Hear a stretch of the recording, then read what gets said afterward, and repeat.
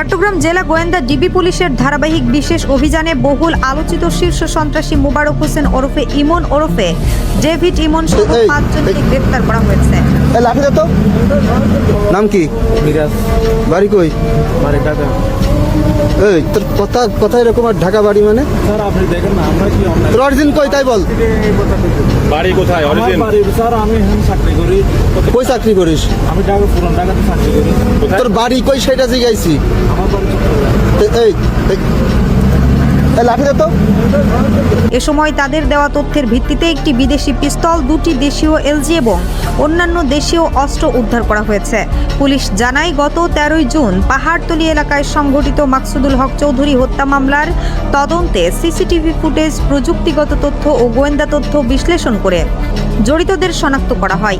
এরই ধারাবাহিকতায় গত 22 জুলাই মামলার আসামি মোহাম্মদ মিঠু ওরফে ধামা ইলিয়াসকে গ্রেফতার করা হয়। আদালতের অনুমতিতে রিমান্ডে জিজ্ঞাসাবাদে তিনি সন্ত্রাসী নেটওয়ার্ক, অস্ত্রের মজুদ ও সহযোগীদের সম্পর্কে গুরুত্বপূর্ণ তথ্য দেন।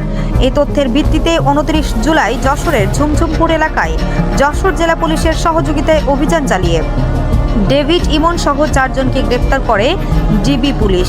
গ্রেফতারকৃত অন্যরা হলেন মোহাম্মদ শামীম আল ইসলাম আলী ওরফে তমাল, মোহাম্মদ সাফায়েত হোসেন এবং আগে গ্রেফতার হওয়া মোহাম্মদ মিঠু ওরফে ধামা ইলিয়াস। পুলিশ জানায় ডেভিড ইমনের বিরুদ্ধে চট্টগ্রাম মহানগর ও জেলার বিভিন্ন থানায় হত্যা, অস্ত্র ও চাঁদাবাজি সহ 13টি মামলা রয়েছে। এছাড়া একাধিক হত্যাকাণ্ডে তার সম্পৃক্ততার তথ্য তদন্তে উঠে এসেছে। গ্রেফতারদের দেওয়া তথ্যের ভিত্তিতে বৃহস্পতিবার ভোরে ফটিকছড়ি উপজেলার কাঞ্চননগর ইউনিয়নের মানিকপুর গ্রামের একটি পরিত্যক্ত বাড়িতে অভিযান চালিয়ে একটি বিদেশি পিস্তল, 2টি দেশীয় এলজি এবং অন্যান্য দেশীয় অস্ত্র উদ্ধার করা হয়।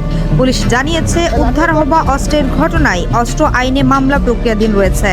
পাশাপাশি সন্ত্রাসী চক্রের অন্যান্য সদস্যকে গ্রেফতার, অস্ত্রের উৎস, অর্থায়ন এবং পুরো নেটওয়ার্ক উদ্ঘাটনে তদন্ত অব্যাহত রয়েছে। চট্টগ্রাম জেলা পুলিশ বলছে সন্ত্রাস, অবৈধ অস্ত্র ও সংঘবদ্ধ অপরাধের বিরুদ্ধে তাদের জিরো টলারেন্স অভিযান ভবিষ্যতেও অব্যাহত থাকবে।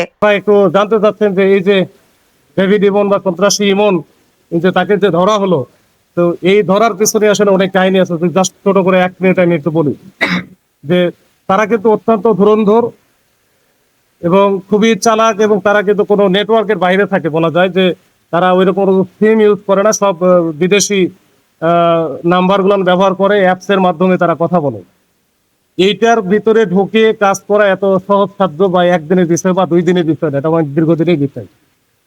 তো সর্বশেষ আমরা যখন এই চক্র, বিশেষ করে ডেভিড ইমনের, ও যখন দেশে যখন দেখতেছে যে তার ধরা পড়ার সম্ভাবনা আছে বা এটা বেশি আলোচিত হয়ে গেছে, তখন যে বিদেশে একজন আছে যে আলোচিত গ্যাং লিডার, যে সাজ্জাদ, বড় সাজ্জাদ ওরফে বড় সাজ্জাদ, তার পরামর্শক্রমে তারা কিন্তু সে কিন্তু ইন্ডিয়াতে বা ভারতে পালিয়ে যাওয়ার একটা চেষ্টা, তার পরিকল্পনা ছিল। এই পরিকল্পনা সম্পর্কে আমরা সম্যকভাবে অবগত হই এবং এখান থেকেই সে এই যে যাওয়ার চেষ্টা করে চট্টগ্রাম থেকে ঢাকা, এই যে চট্টগ্রাম থেকে ঢাকা যাওয়ার পথেও কিন্তু আমরা ওই দাউদকান্দি যে এলাকাটা, ওইখানে আমাদের কুমিল্লা জেলার যে পুলিশ আছে, এসপি স্যারের সহযোগিতা আমরা ওখানেও আমরা চেষ্টা করেছিলাম, কিন্তু পরবর্তীতে আমরা ওখানে আমরা সফল হতে পারি না। এরপরে ঢাকাতে ঢুকে যাই, তারা ওখানে গিয়ে কিন্তু গাড়ি বদল করে, তা ইভেন তাদের যে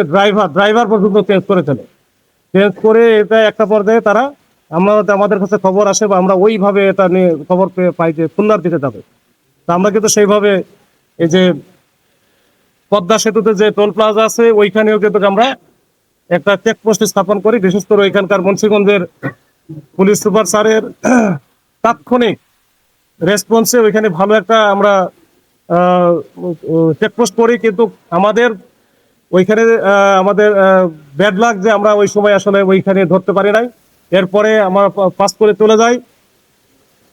আমরা জানি যে সে যাবে খুলনাতে, ওইভাবে আমরা রূপসার দিকেও আমাদের এটা ওই খুলনা জেলা পুলিশের সহায়তায় আমরা এটা চেকপোস্টের ব্যবস্থা রেখেছিলাম। কিন্তু ইতিমধ্যেই তারা তো বারবার আসলে অনেক ডিসিশনগুলো চেঞ্জ করে। তারা হঠাৎ করে দেখলো যে ওই গোপালগঞ্জ থেকে নড়াইলের দিকে ঢুকে যায়, তখন রাত্র আসলে প্রায় 3:30টার মতো বাজে। তো এই সময় আসলে আমরা তখন কুল পাই নাই। পরে নড়াইলের এসপি স্যারকে আমি ফোন দিয়েছিলাম, পরে আমি ওইখান থেকে বের হয়ে গেছে।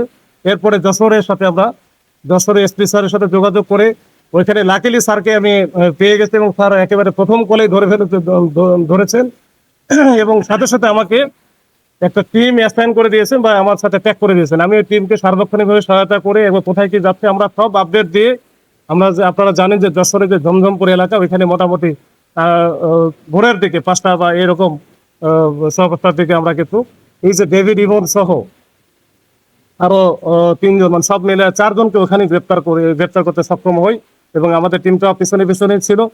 তো পিছনে ওখানে গিয়ে আমরা পরবর্তীতে শনাক্ত করতে পারি যে ডেভিড ইমন সহ আরো যে 3 জন আছে সবাই আসলে তারা ক্লোজ অ্যাসোসিয়েট এবং এরা কিন্তু একেবারে ওই যে শুটার বলা যায়, বিভিন্ন জায়গায় সন্ত্রাসী কার্যক্রম থেকে শুরু করে চাঁদাবাজি সকল কার্যক্রমে তারা উস্তাদ।